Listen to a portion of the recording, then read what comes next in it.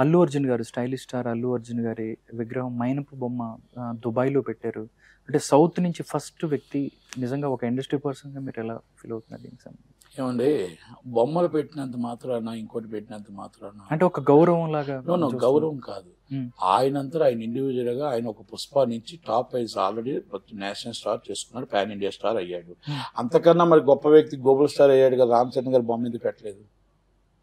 ఉదాహరణకి ఇక్కడ ఎన్ని బొమ్మలు ఎవరు పెట్టారు, ఎవరు పెట్టలేదు అనేది కాదు. Is a global star and Ram Charan, and national star and pan India star is Allu Arjun. ఆయన ఇండివిజువల్గా ఎదిగాడు, ఆయన అభినందించాలి. ఆయన ఇండివిజువల్గా ఎదిగాడు, రామ్ చరణ్ గారు అభినందించాలి. రామ్ చరణ్ గారు వాళ్ళ తండ్రిని చూసో మా తండ్రిని పెట్టుకొని చేయలేదు. ఆయన యాక్టింగ్లో మొత్తం టోటల్గా ఒక రంగస్థలం అవ్వచ్చు, ఒక త్రిబుల్ ఆర్ అవ్వచ్చు. ఆయన క్యారెక్టరైజ్ రోజు రోజుకి పెంచుకుంటూ వచ్చాడు ఒక మగధర నుంచి. అలాగే ఆయన కూడా ఒక మొత్తం టోటల్గా ఒక గంగోత్రి నుంచి ఇప్పుడు దాకా డిఫరెంట్ క్యారెక్టర్స్, అలా వైకుంఠపురం అవ్వచ్చు, లేకపోతే డిఫరెంట్ ఒక పుష్ప అవ్వచ్చు, డిఫరెంట్ మూవీస్ చేసుకుంటూ వచ్చాడు. ఒక నా పేరే సూర్య అవ్వచ్చు, కొన్ని ఫ్లాప్లు అవ్వచ్చు, కొన్ని హిట్లు అవ్వచ్చు, డిఫరెంట్ క్యారెక్టర్స్ చేసుకుంటూ. నేను అల్లు రామలింగ గారు మనవుని కాదు, నేను అల్లు అరవింద్ గారి కొడుకుని కాదు. Is individual star. అంటే ఆయన ఇండివిజువల్గా ఆయన ఫ్యాన్స్ని చేసుకుని ఆయన ఇండివిజువల్గా ఆయన పెరిగారు. అలాగే జూనియర్ ఎన్టీఆర్ గారు ఇండివిజువల్గా పెరిగారు. ఓకే, నందమూరి తారక రామారావు గారు మనవడు అవ్వచ్చు, బాలకృష్ణ గారికి కొడుకు అవ్వచ్చు, కానీ ఇండివిజువల్గా పెరిగి కొంతమంది ఇండివిజువల్గా పెరిగితే అలా అభినందించాలి. బొమ్మ పెట్టారని చెప్పేసి మనం సంతోషపడడం, ఇంకోళ్ళు బొమ్మ పెట్టలేదని చెప్పేసి ఆయనే గొప్ప వ్యక్తి కాదు. సినిమా ఇండస్ట్రీలో అందరూ గొప్ప వ్యక్తులే. నందమూరి తారక రామారావు, ఏఎన్ఆర్ గారు ఎంత గొప్ప వ్యక్తో, ఇప్పుడున్న అందరూ ఆర్టిస్టులు చాలా గొప్ప వ్యక్తులు, చాలా మర్యాద తెలిసిన వాళ్ళు, చాలా ఆలోచన తెలిసిన వాళ్ళు, చాలా చక్కగా సినిమా నిర్మాతలు ఇప్పుడు అర్థం చేసుకునే వ్యక్తులు.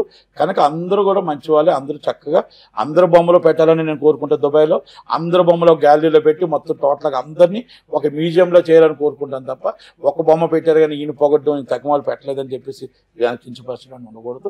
It's a very star. ఆయన అభినందిస్తున్నాను, ఎందుకంటే ఆయన ఇండివిజువల్గా పెరిగినందుకు. అలాగే రామ్ చరణ్ గారు గ్లోబల్ స్టార్గా పెరిగినందుకు అభినందిస్తున్నాను. ఇద్దరిని కూడా అభినందిస్తున్నాను. జూనియర్ ఎన్టీఆర్ గారు కూడా టాప్, మీరు త్రిబుల్ ఆర్లో చూస్తే టాప్ లెవెల్కి వెళ్ళిపోయారు. ఆ సాంగ్, ఆ యాక్టింగ్ ఎవరు చేయలేరు. అలాగే ఒక డిఫరెంట్ క్యారెక్టర్స్ చేసుకుంటూ ఎప్పుడైతే వెళ్తున్నారో ఆర్టిస్టులకు ఇండివిజువాలిటీగా పెరుగుతుంది. మనం ఫలానా వాళ్ళం కాదు. జూనియర్ ఎన్టీఆర్ అంటున్నారు, నందమూరి తారక రామారావు గారు మనవడు అని చెప్పట్లేదు. గద్దర్ అవార్డులు తెలంగాణలో ఎప్పుడు ఇప్పిస్తున్నారు? అదేవిధంగా ఇప్పుడు దాకా నంది అవార్డుల ప్రస్తావన కూడా లేదు లాస్ట్ గత కొన్ని సంవత్సరాలుగా. దీనికి సంబంధించి ఇండస్ట్రీ వైపు నుంచి ఎవరు మాట్లాడు? నంది అవార్డు రామకృష్ణ గౌడ్ గారు దుబాయ్లో ఇస్తున్నారుగా. ఎప్పుడు ఇస్తాడో తెలియదు కానీ ఇస్తున్నారు. రామకృష్ణ గౌడ్ ఆంధ్రలో వాళ్ళు ఎవరు అదే సార్. కానీ ఆయన వాళ్ళ అవార్డులు వేరు ఇస్తున్నారు.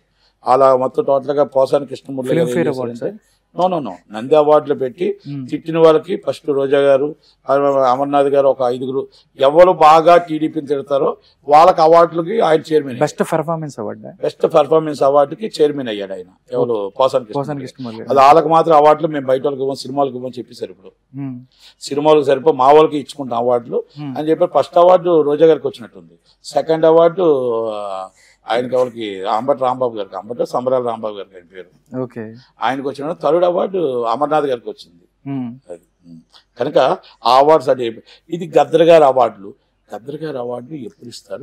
ఒకవేళ మీకు నచ్చిన గవర్నమెంట్, మీ మాట వినే గవర్నమెంట్ వస్తే? మా మాట వినే గవర్నమెంట్ రావండి. అంటే ఈ గవర్నమెంట్ కూడా మీ మాటని గౌరవంగా తీసుకునే గవర్నమెంట్ ఏదైనా వస్తే? మా మాటని గౌరవంగా తీసుకునే గవర్నమెంట్ వస్తే పేదవాడిని గౌరవించినట్టే. మా చిన్న సినిమా నిర్మాతను గౌరవిస్తే పేదవాడిని గౌరవించినట్టే. పేదవాళ్ళని ఎప్పుడు గౌరవించట్లేదో, మా చిన్న వాళ్ళని ఎప్పుడైతే గౌరవించట్లేదో పేదవాళ్ళని కూడా గౌరవించకుండా ఇస్ కార్పొరేట్ కంపెనీకి ఒత్తాసు పలుకుతున్న గవర్నమెంట్లో వస్తున్నాయి. ఇంక్లూడింగ్ ఇస్ రేవంత్ రెడ్డి గారు. ఇంక్లూడింగ్ ఇప్పుడు మళ్ళీ ఆయన ఆల్రెడీ మరి వెంకటేష్ బాబు వస్తాడు. అప్పుడే చెప్పా కదా, వాళ్ళు వచ్చిన వెంటనే ఇంటర్వ్యూస్ వెళ్తాయి. అలాగే నేను ఇంటర్వ్యూ అడగలేదు, నాకు ఇవ్వలేదు అని అనడం తప్పు. ఎందుకంటే నేను అడగలేదు కాబట్టి నేను వెళ్ళలేదు. ఓకే, కానీ నేను అడుగుతుంది ఏంటంటే, మీరు 450 రూపాయలకు మల్టీప్లెక్స్ సినిమా చూపిస్తారా? 150 రూపాయలకు మల్టీప్లెక్స్ సినిమా చూపిస్తే పేదవాడు సినిమా చూస్తాడా? ఇది ఏది బాగుంటుంది? మీ మనసులో ఏది బాగుంటుంది? మీరు రైతు కోసం మాట్లాడుతున్నారు, అందరి కోసం మాట్లాడుతున్నారు, పేదవాడి కోసం మాట్లాడుతున్నారు. మీరు సామాన్యుడు మల్టీప్లెక్స్ లో 150 రూపాయల టికెట్ చూడాలని చూస్తారా? మీరు 450 రూపాయల టికెట్ చూడాలని చూస్తారా? మీరు 100 రూపాయల టికెట్ చూడాలని చూస్తారా? మీరు 500 రూపాయల టికెట్ చూడాలని చూస్తారా? ఒక్కసారి మీకే వదిలేస్తాను, కోమటిరెడ్డి వెంకటరెడ్డి గారు, రేవంత్ రెడ్డి గారు. ఒక్కసారి ఇంటర్వ్యూ ఎవరైనా చూస్తే ఇది నిజమా అబద్ధమా? మీరు కరెక్ట్గా 100 రూపాయలు 150 రూపాయలు మల్టీప్లెక్స్ పెడితే ఇది పేదవాడి పార్టీ, ఇది పేదల పార్టీ, పెన్నిత పార్టీ, పేదవాడిని మీరు అందరూ హక్కును చేర్చుకుంటున్నాను మేము అనుకుంటాం. ఇదే రేట్లు మీరు పెడితే ఇది కార్పొరేట్ కంపెనీకి వత్తాసు పలుకుతూ పేదవాడిని ఇంకా దూరం చేస్తున్న పార్టీ అని మేము అనుకుంటాం. Okay, thank you so much నటి కుమార్.